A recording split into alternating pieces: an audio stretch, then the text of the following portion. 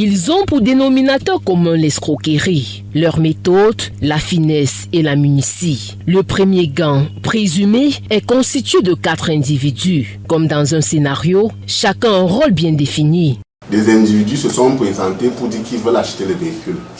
Il y a un premier qui est venu, qui a dit que ce n'est pas lui l'acheteur, mais c'est le mécanicien de l'acheteur. Il veut d'abord se rassurer de ce que le véhicule est en bon état.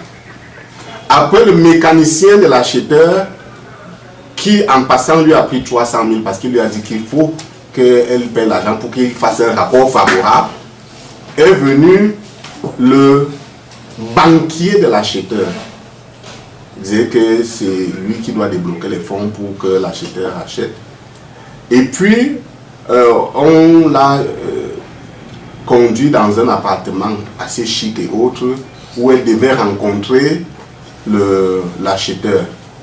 C'est là où le scénario d'escroquerie prend véritablement une vitesse. La malheureuse tombe aussitôt dans le piège.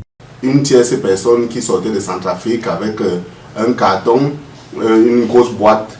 Et lorsqu'ils ont ouvert la boîte, ils ont trouvé de l'argent. Ils lui ont fait croire qu'il y a 850 millions.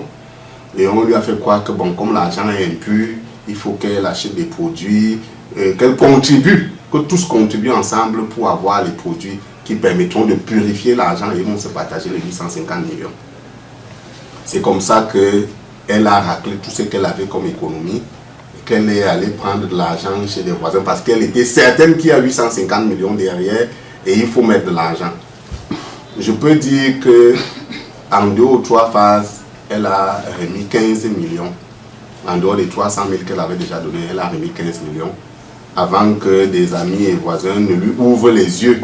Le deuxième gang appréhendé par les éléments du commissariat central numéro 1 de Yaoundé, quant à lui, use du même stratagème pour soutirer une somme de 8 millions de francs CFA. Mais cette fois, la curiosité de la victime va permettre de découvrir la supercherie. Les faits se déroulent le 18 août à Douala, dans le littoral, et le 21 août à Bokito, dans la région du centre. Grâce à la filature menée par les éléments du commissaire divisionnaire Thierry Medou, ces hors-la-loi sont stoppés net. C'est l'occasion pour le patron du commissariat central numéro 1 d'appeler à une franche collaboration entre la police et les populations.